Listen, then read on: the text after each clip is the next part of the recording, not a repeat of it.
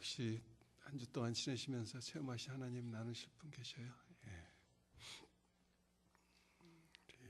안 계시면 다 함께 일어나셔서 오늘 성경 본문 에베소서 6장 1절부터 3절까지 말씀 우리 같이 합독하겠습니다. 에베소서 6장 1절부터 3절까지 말씀입니다. 자녀들아 너희 부모를 주 안에서 순종하라. 이것이 옳으니라. 내 아버지와 어머니를 공경하라. 이것이 약속 있는 첫 계명이니 이는 내가 잘되고 땅에서 장수하리라. 예, 아멘. 앉으신 다음에 우리 같이 서로 교제하고 인사하겠습니다.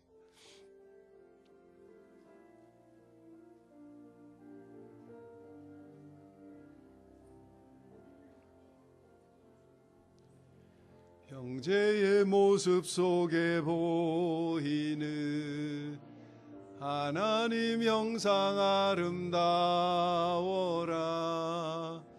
존귀한 주의 자녀 됐으니 사랑하며 섬기리.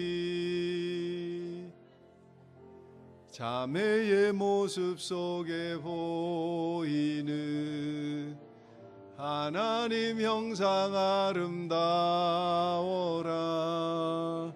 존귀한 주의 자녀 됐으니 사랑하며 섬기리.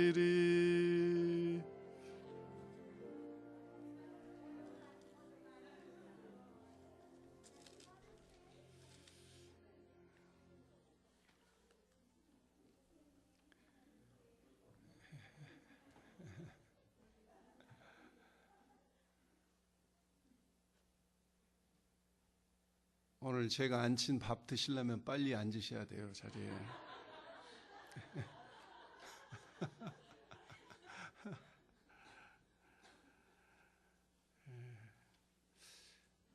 지난 화요일 날 미국 NBA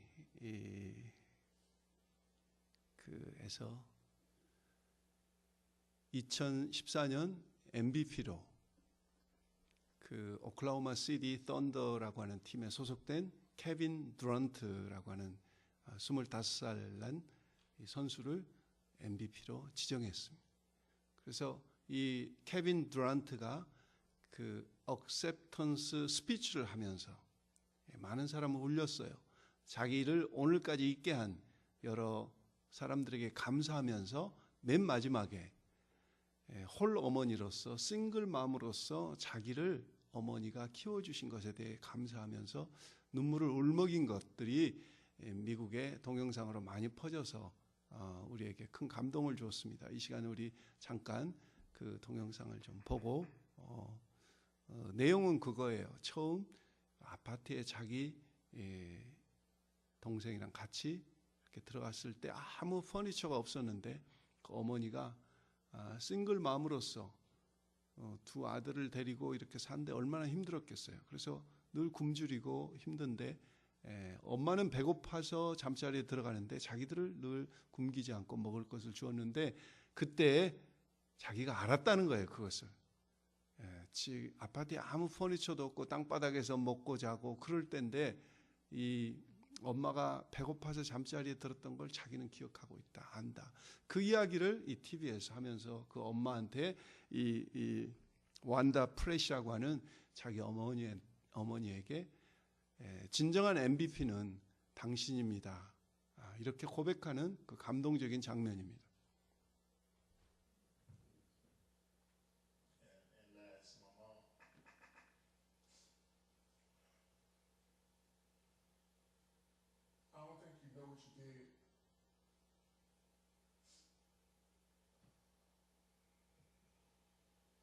Brother, when you were 18 years old, 3 years later, I came out.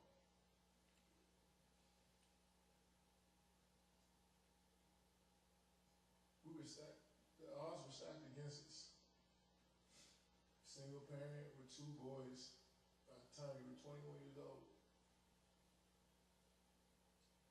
Everybody told us we weren't supposed to be here. We moved from apartment to apartment by ourselves. One of the best memories I had is when we moved into our first apartment. No bed, just all sat in the living room and just hugged each other. Because that's what we thought we made it. And when something good happens to you, I don't know about you guys, but I tend to look back to what brought me here. And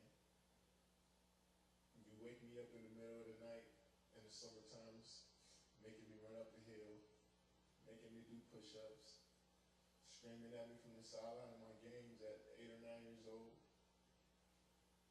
We wasn't supposed to be here. You made us believe. You kept us off the street, put clothes on our backs, food on the table. When you didn't eat, you made sure we ate. You went to sleep hungry. You sacrificed for us. You're the real MVP.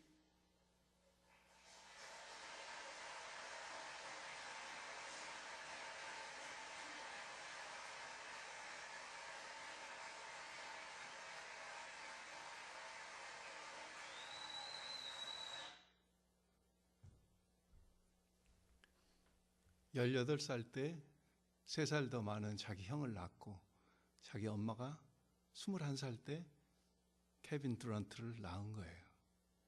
21살짜리가 아들이 둘 생겼는데 그 싱글 엄마가 아들 둘을 데리고 살면서 그래도 꿈을 잃지 말라고 지금 이 완다 프렛이 모티베이션 스피커로 다니면서 저 케빈 듀란트 엄마가 여러 곳에서 스피치를 하세요. 근데 자기 아들 그 둘을 기르면서 꿈을 잃지 말라.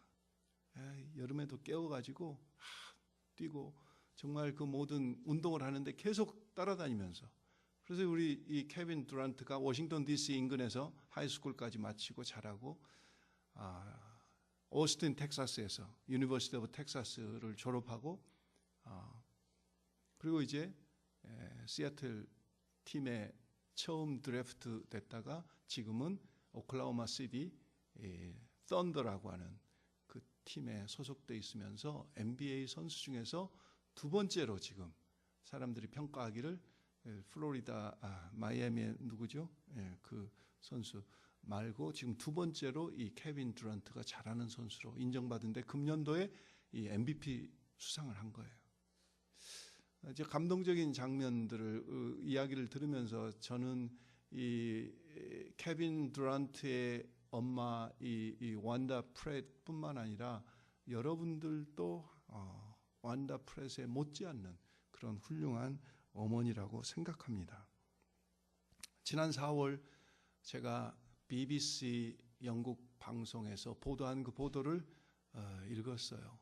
거기서 누구를 보도했냐면은 수산나 트리마르코라고 하는 아르헨티나의 60살 된 엄마의 이야기를 BBC에서 보도를 한 겁니다.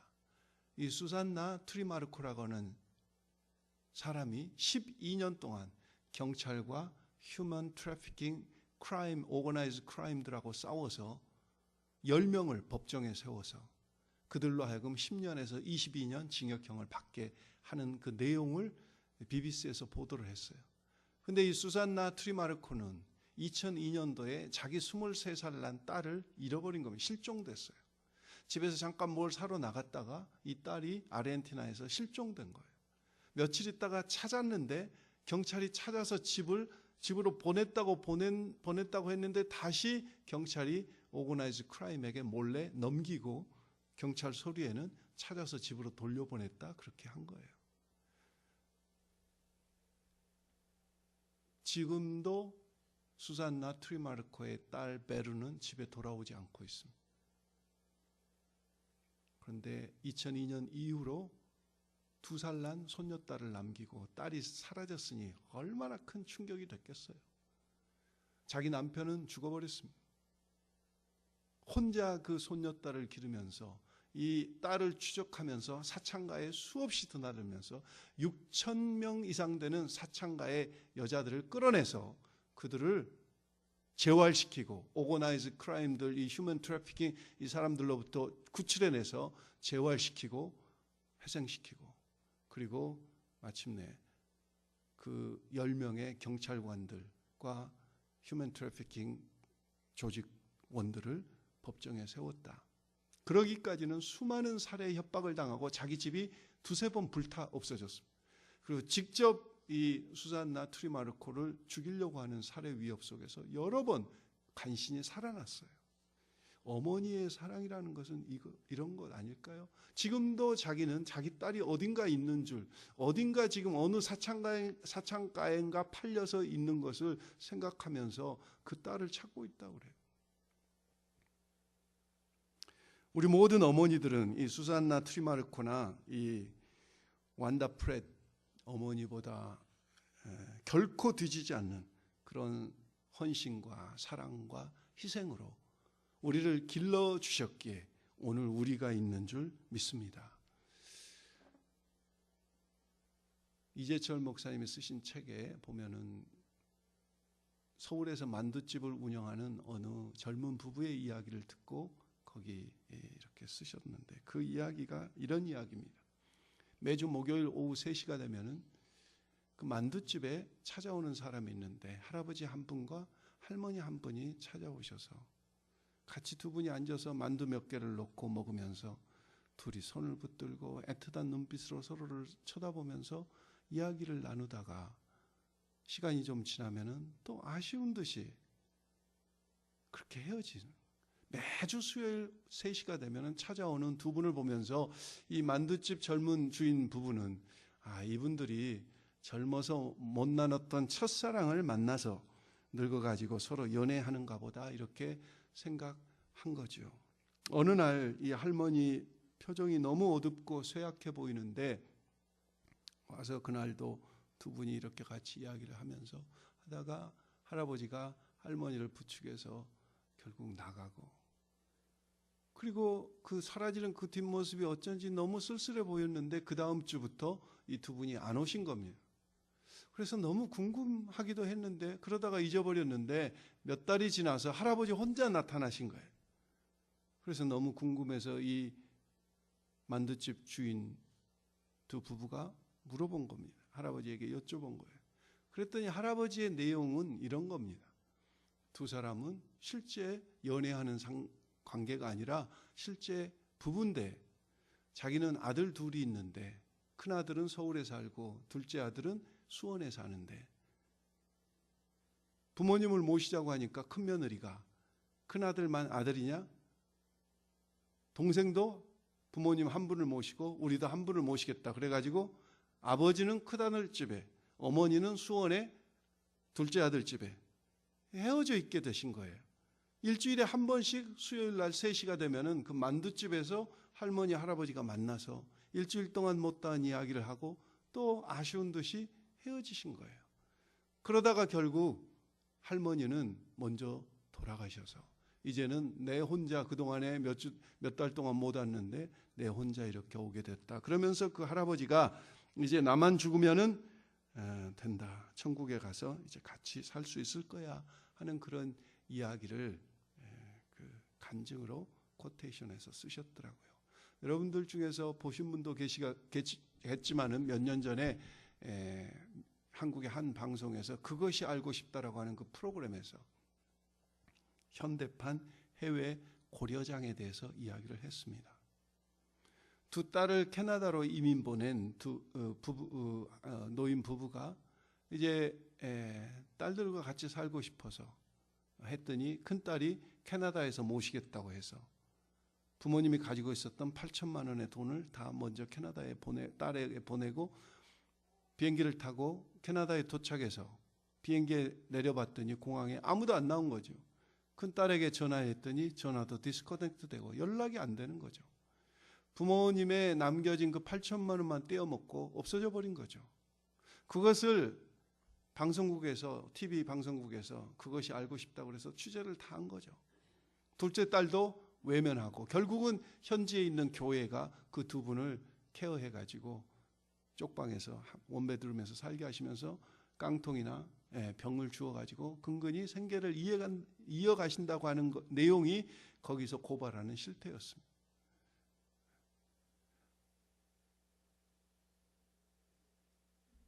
방송에서 나올 때는요, 그 밑에 숨겨진 이야기는 훨씬 더 많은 겁니다. 그러니까 자식이 모신다고 해도 돈을 절대로 먼저 보내면 안 되겠더라고요. 예, 무슨 일을 당할지 몰라요. 오늘 본문 배경을 보면은 이 에베소 아데미 신전이 있었던 이 에베소 아데니 신전이 사창가였습니다. 예, 사창가였어요. 수많은 신전에서 음행을 저지른 그것을 합법화시켰어요. 결국 신전에서 한다고 그래서. 그래서 에베소의 가정들이 붕괴되기 시작합니다. 가정들이 붕괴되기 시작하면서 노인들, 부모님들도 침스러운 존재로 전락하고 맙니다. 그래서 부모를 버려요. 부모를 케어하지 않아요. 에베소 그 당시에도 초대교회 때도 그런 일이 있었다는 겁니다. 하나님께서 사도 바울을 통해서 이 에베소 교회에 편지를 하면서 교회에서는 절대로 그래서는 안 된다. 부모님을 순종하고 공경해야 된다. 오늘 본문에 보면은 두 가지를 말씀하시죠. 첫째는 뭡니까? 순종하라는 거죠. 순종. 이것은 어떤 외적인 행동을 이야기하기도 합니다. 동양에는 효도라고 하는 사상이 있지만은 서양에는 효도라는 단어가 없어요. 굳이 그걸 효도라는 것을 영어로 표현하자면은 filial piety라고밖에 표현을 못해요. 그래도 그런 단어를 요즘 젊은 사람들이 잘 안 써요. 그래서 filial piety 그러면은 잘 what 하고 잘 몰라요. 오늘 이 부모님께 효도하는 것 중에 첫 번째는 순종입니다. 오늘 말씀의 1절에 보면은 순종하라. 어느 목사님, 한국 목사님이 플로리다에 집회를, 미국 교회 집회를 오셨습니다. 그 집회 후에 그 교회 목사님이 아주 자기 성도를 자랑하면서 자기 성도가 운영하는 바닷가에 멋있는 식당이 있는데 같이 가자고 권유하면서 그 성도를 입이 마르게 칭찬하는 거예요.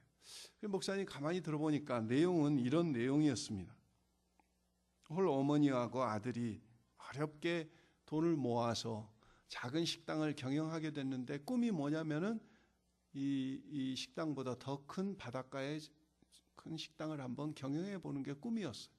그래서 오랜 기간 그 작은 식당을 경영하면서 돈을 겨우 모아가지고 이제 큰 바닷가에 정말 좋은 터를 구입하고 건물을 짓기 시작한 그 건축 중간에 어머니가 돌아가신 거예요. 어머니가 돌아가시면서 이 홀로 남은 아들에게 두 가지 유언을 한 겁니다. 이 식당 사업보다 하나님을 결코 더 사랑해서는 안 된다. 두 번째는 우리 식당에서는 술을 팔지 말라. 이 두 가지 유언을 하고 돌아가신 겁니다. 그리고 식당이 다 지어졌어요. 수많은 이제 식당 영업을 시작합니다. 수많은 술 회사들에게서 와서 술을 팔라고 하는데 이분이 거절하자 협박도 하고 회유도 하고 그럴 때마다 이 아들 주인이 그 세일즈맨들을 데리고 가서 식당 입구에 있는 어머니 초상화를 보여주면서 이것은 우리 어머니의 유언입니다. 이렇게 이야기하면은 그들이 어김없이 그냥 수긍하고 돌아가더라 그거죠. 그래서 이 한국 목사님이 그 식당에 갈 때까지 그 식당에서는 술을 팔지 않더라고요. 나오면서 보니까 그 어머니의 초상화 밑에 조그만 글이 적혀져 있는데 이렇게 적혀져 있더라는 거죠. 어머니의 미소는 저의 추억입니다. 어머니의 사랑은 저의 용기입니다. 어머니의 말씀은 저의 등불입니다. 어머니의 기도는 저의 능력입니다. 어머니의 주님은 저의 주님입니다. 어머니는 돌아가셨지만은 유언으로 남겨놓으신 그것을 그 아들이 끝까지 순종하면서 지키고 그러므로 그 사업을 운영하고 목사님이 너무 자랑스러워하시는 그 모습을 인상적이어서 그것을 나중에 이렇게 이야기를 설교 때도 하시고 글로도 남기셨더라고요. 잠언 23장 22절 말씀에 보면은 너희 낳은 아비에게 청종하고 내 늙은 어미를 경히 여기지 말지어다 했습니다. 너 낳은 아비에게 청종하고는 에베소서에서는 순종하고 내 늙은 어미를 경히 여기지 말지어다 이 이야기는 오늘 본문에는 공경하라고 나와 있습니다. 순종과 공경. 잠언 23장에서나 에베소서 6장에서 동일하게 나오죠. 오늘 두 번째 순종하라 그러고 그 다음에 공경이 나옵니다. 이 공경이라고 하는 단어, 카베드라고 하는 단어는 두 가지의 뜻이 있습니다. 첫째는 값을 치르라, 돌려드리라 그런 뜻이 있습니다. 돌려드리라는 거죠. 부모님에게 시간으로 돌려드리고 돈으로 돌려드리고 돌려드리라는 거죠. 부모님에게. 여러분들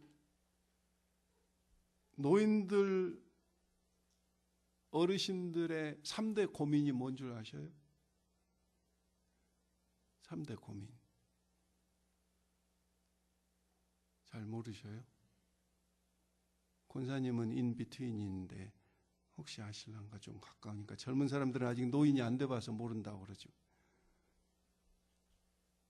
일부 예배 때 여쭤보니까 두 개는 맞추시더라고요. 건강이 약해지는 것, 질병, 특별히 sickness가 고민입니다. 두 번째는 loneliness입니다. 외로움입니다.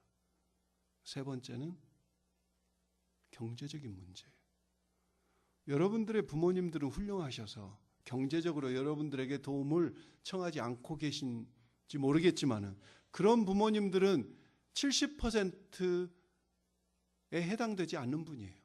특별히 한국의 노인들의 70%는 경제적인 자립 능력이 없습니다. 여러분들이 지금 부모님을 안 도와드리고 있다, 그 이야기는 여러분들의 부모님은 30% 미만에 드신 거예요. 대부분의 노인들은 이런 질병, 외로움, 경제적인 문제 때문에 늘 시달리고 고민해요.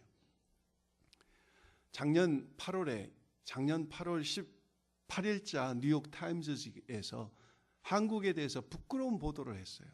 그 보도가 뭐냐면은 한국이 전 세계에서 노인 자살률이 1등이다 그죠. 한국이 전 세계에서 자살률이 1등이에요. 그런데 그 자살률이 1등인 이유가 뭐냐면은 노인들이 자살을 많이 하기 때문에 그래요. 얼마나 많이 하냐? 전체 자살한 사람들의 30% 이상이 노인들입니다. 여러분, 부산에서 제주도를 왔다 갔다 하는 그 여객선에서 얼마나 많은 노인들이 바닷속으로 뛰어내린 줄 아셔요? 네. 노인들 사이에는 그게 아주 제일 편한 코스로 소문이 났어요.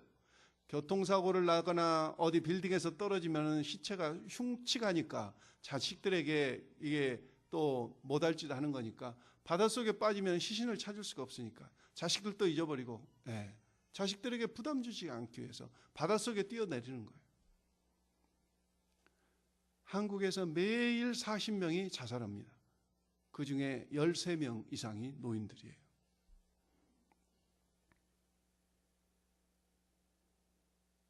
두 번째 이 공경하라고 하는 뜻은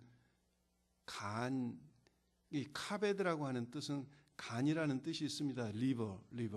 우리 몸에 있는. 그래서 아까 우리 강혜란 집사님에게 여쭤보니까 실제 그렇대요. 우리의 장기 중에서 리버가 제일 무겁대요. 그래서 카베드, 공경하라고 하는 단어가 무겁다는 뜻이에요. 부모를 무겁게 여기라. 귀중히 여기라. 몸에 간이 가장 중요하잖아요. 부모님을 소중하게 여기라. 노아의 세 아들 중에서 함은 포도주에 취해 있는 하체를 벗은 아버지 노아의 하체를 소중히 여기지 않았고 범함으로 그는 종이 돼서 가나안의 아비가 되고 나중에 셈과 야벳은 아버지 옷을 뒤로 가서 아버지 하체를 가려드리고 아버지를 존중히 여긴 것으로 인정받아서 그들은 창대하고 축복을 받았다고 창세기는 기록하고 있습니다.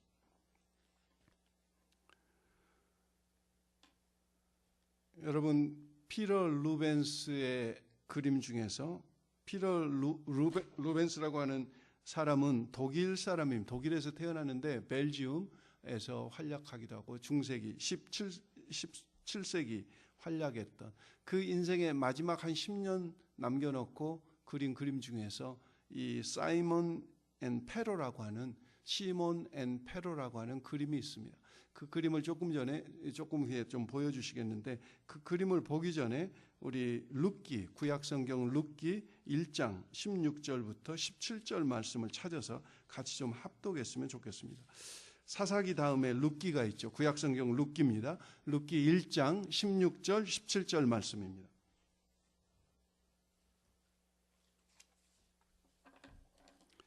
룻기 1장 구약성경 402면에 있습니다. 402면 룻기 1장 16절 17절 말씀 다 찾으셨으면은 16절 17절 룻기 1장 우리 같이 우리 합독합니다. 룻기 1장 16절 17절 말씀입니다. 다 찾으셨어요?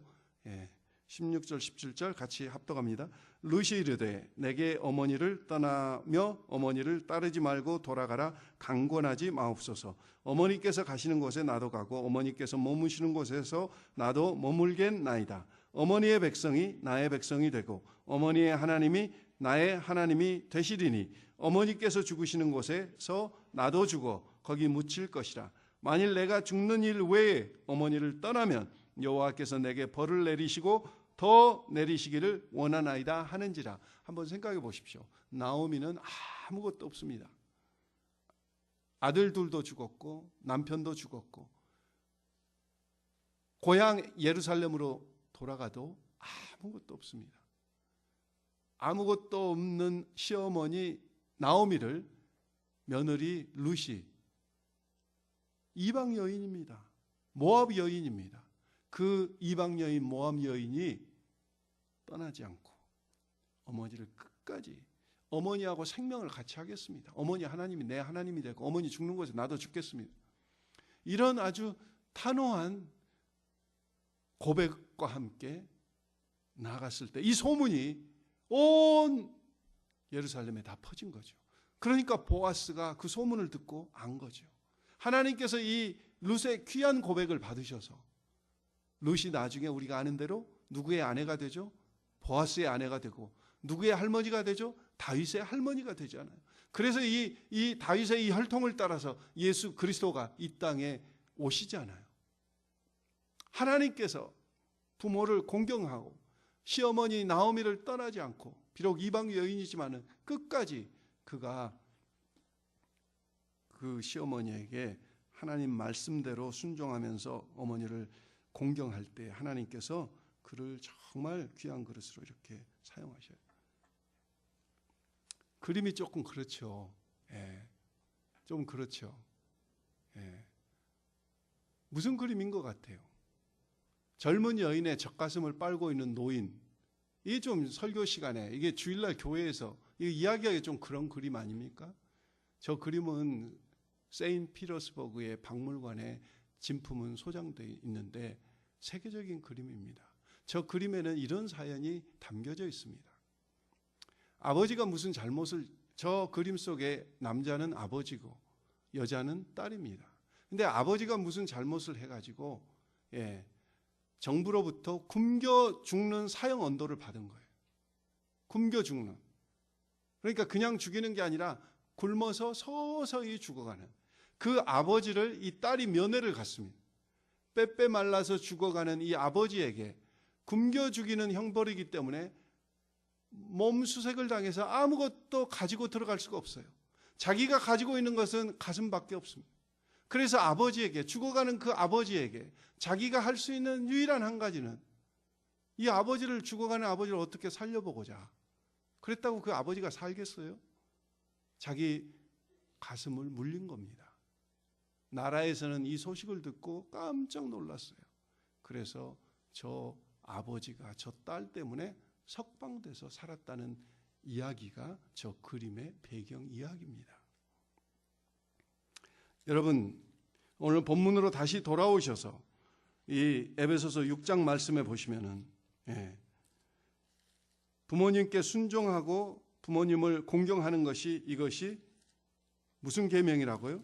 첫째 되는 계명이다. 이것이 약속이 있는 첫 계명이다 그랬습니다. 약속이 있는 첫 계명이다. 첫 계명이라고 하는 말씀 속에는 두 가지 뜻이 있습니다. 첫째는 가장 귀히 여겨야 될 계명이다. 그런 뜻이 있고요. 가장 우선되어야 된다. 우리가 알듯이 10계명 중에서 첫 번째 계명하고 네 번째 계명까지는 하나님에 대한 계명, 다섯 번째 계명부터 10번째 계명까지는 무슨 계명입니까? 사람에 대한 계명. 사람에 대한 계명 중에서 다섯 번째, 첫 번째 계명이 내 부모를 공경하라. 그리고 10계명의 모든 계명들은 하지 말라는 겁니다. Do not steal. Do not adultery. Do not. 근데 하라고 하는 긍정적인 계명은 다섯 번째 계명. 한 가지예요. 내 부모를 공경하라. 그러면은 이게 첫 계명이야. 이것이 옳으니라 그랬어요. 당연한 마땅히 할 일이다. 그런데도 마땅히 할 일인데도 우리가 그렇게 하면은 3절에 하나님께서 우리에게 뭘 약속하셨어요? 땅에서 잘 되고 잘 된다는 것이 뭡니까? 형통한다는 겁니다. 그리고 장수한다고 그랬어요. 제 아버님은 어려서 폐결핵을 청년 때 앓으셔가지고 연희 전문을 다니시고 졸업하시고 이렇게 하시면서 폐결핵을 앓으셔가지고 저 섬에 가서, 그 당시 폐병은 죽는 병입니다. 그리고 폐병은 배고파서 생기는 병이에요. 영양실조로 생기는 병이었어요. 섬에 가셔서 이렇게 요양하시고 겨우 회복하셔가지고 이제 교직에 계시다가 이제 은퇴하셨는데 건강이 좋지 않으셔요. 그런데도 이 아버지가 94세까지 사시다가 돌아가셨고, 제 어머니는 99세 백수를 누리면서 사시다가 작년에 돌아가셨어요. 왜 이렇게, 저는 생각해 봐요. 아버지가 몸도 좋지 않으신데 어떻게 이렇게, 저희 세대에서야 요즘 50대, 60대, 40대들은 지금 100세까지 산다고 다 그렇지 않습니까? 120세까지 산다. 그러나 저희 부모님 세대는 그렇게 오래 사시기가 쉽지 않은 세대예요. 그런데도 그분들이 그렇게 오래 사시, 무슨 이유가 있을까 생각해 보니까 한 가지 떠오르는 게 있어요. 제가 지금도 늘 기억에 나는 것이 저희 집에서 제일 큰 방이 제 할머니 방이었습니다. 근데 제 할머니는, 제가 초등학교 3학년 때 돌아가셨는데, 제 할머니는 중풍을 맞으셔가지고 반신불수셔서 본인이 움직이실 수가 없어요. 그래서 늘 방에 그냥 앉아 계시든지 누워 계셔야 돼요. 그러니까 용변을 가리실 수가 없어요. 요즘과 같이 무슨 발달된 기저귀가 있거나 이런 시대가 아니지 않습니까? 그래서 용변을 그냥 아무 데나 보셔요. 그래서 방에 굉장히 냄새가 나요. 할머니가 늘 뭘 아껴두셨다가 저를 주시려고 그 손자를 부르시면은 지금도 기억에 나는 게, 그 방 냄새에 과자나 음식들이 배어가지고 할머니가 주시니까 그러지, 그 먹을 때 조금 좀 쌍을 찡그리고 먹었던 그런 기억이 나요. 그런데 제가 아버지가 매일 그 할머니를 씻겨드리는 겁니다. 아침에 일어나시면은 맨 먼저 하시는 일이 뭐냐면은 그 할머니를 씻겨드리는 거예요. 여러분 기억하실지 모르겠는데 크레솔이라고 하는 소독약이 있었습니다. 옛날에 저희 집에 늘 그 소독약이 떨어지지 않았어요. 물에다가 그 소독약을 풀어서 손으로 저어서 그 물에다가 걸레를 빨아서 용변으로 더럽혀져 있는 그 방과 이부자리를 다 걷어내고, 아침마다 그것을 제 아버님이 제 어머니에게 시키지 않으시고 제 아버님이 직접 하세요. 그리고 어머니를 깨끗이 새 옷을 입혀드리고 절을 하시고 아침 식사를 갖다 드리셔요. 그리고 당신 냉수마차를 하시고 가정 예배를 드리시고 아침을 드시고 출근하십니다. 여러분 출근을 하기 전에 그 많은 일들을 하려면 몇 시에 일어나야 될지 한번 생각해 보세요. 그런데 하루도 걸음이 없이 매일 그것을 하셨던 것이 제가 기억이 나요. 언제부턴가는 저는 이제 아들로 셋째니까 저는 어렸으니까 놔두고 제 위에 고등학교 다니는 제 큰형을 옆에 보조로 쓰시더라고요. 왜 그랬나 보니까 가르치신 거죠. 그래서 제 큰형님도 제 부모님을 그렇게 평생 모시더라고요. 부모님을 그렇게 모시는 그것 때문에 하나님께서 약속하신 대로 오늘 에베소서 6장 3절에 네가 땅에서 잘되고 내가 잘되고 땅에서 무엇하리라? 장수하리라 하는 그런 축복을 주셨지 않나. 몸이 폐병으로 그렇게 건강치 않으셨음에도 불구하고 하나님께서 이렇게 그 말씀대로 이루어 주셨지 않나, 저는 그렇게 생각해요. 여러분, 이 세상을 떠난 부모님이 이미 떠난 분도 계시고 아직 안 떠난 분도 계시겠지만은, 아직 안 떠나신 분들은 부모님의 구원을 위해서 특별히 간절히 기도하시기 바랍니다. 무엇보다도 가장 큰 효도는 부모님께 예수를 전하고 그 부모님으로 하여금 예수 믿게 하는 것이 가장 큰 효도예요. 옛날 원산에 문옥선이라고 하는 사람이 있었습니다. 이 문옥선이라고 하는 자매가 먼저 예수를 믿게 됐어요. 이때가 1927년도입니다. 한국 기독교 초대 교회사에 나온 기사예요. 한국 기독교사에 기록될 정도로 이 문옥선이라고, 북한 땅 원산 살던 이 문옥선은 예수님을 처음 믿고 나서 너무 감격스러워서 자기 어머니도 예수 믿었으면 좋겠는데, 자기 어머니는 그 당시 뭐 하고 계셨냐면 원산 앞바다에서 부둣가에서 술집을 하고 계시는 주모였어, 주모. 자기 어머니가 좀 예수 믿었으면 좋겠는데 예수를 안 믿는 거예요. 그러니까 어머니 앞에 가서 하루에 매번 통곡하고 우는 거예요. 그것을 무려 며칠간 계속했냐면 300일을 계속해요. 한국 조선 기독교사에 기록되어 있어요. 300일을 계속하니까 자기 어머니가 항복하고 예수 믿겠다고 해서 예수 믿었다. 그게 기록되어 있어요. 여러분, 우리에게 많은 아쉬움들이 있습니다. 부모님의 사랑을 우리가 헤아릴 수도 없고 하나님의 사랑을 헤아릴 수 없듯이, 우리가 부모님이, 어떤 분은 그렇게 말씀하실 분이 계실지 모르겠어요. 목사님, 그것은 뭐 하는 이야기고, 저희 부모님은 안 그러셨어요. 저희들에게 너무 쌀쌀하셨어요. 그런데도요, 저는 그렇게 생각하지 않아요. 모든 부모님은 다 똑같습니다. 그 부모님이라고 해서 그 자식을 사랑하지 않았겠어요? 더 하고 싶고. 근데 우리에게 말하지 못할 어떤 사정과 형편이 계셨기에 그랬을 터이지, 그것은 우리가 알 수 없지만 그 부모님은 정말 그 마음속에 여러분들을 귀하게 여기고 사랑하고, 표현과 이런 것들이 부족했을 뿐이라고 저는 생각해요. 어느 그 수영자의 글에 어머니의 눈물이라고 하는 글을 읽어보았습니다. 그 내용은 이런 겁니다. 이 감옥에 갇힌 이 수영자가 어느 추운 겨울날 자기 어머니가 면회 오신 거예요. 면회 오셨는데 어머니가 자기를 보더니 아무 말씀을 안 하시고 한마디 딱 하시는데, 춥지 하고 그 말씀하시고 그냥 내내 우시는 거예요. 면회 시간이 다 끝났어요. 춥지 한마디 그 말씀하시고 우시다가 면회 시간이 그게 10분인지 15분인지 다 간 거예요. 그리고 떠나시면서 어머니가 성경을 하나 주고 가셨어요.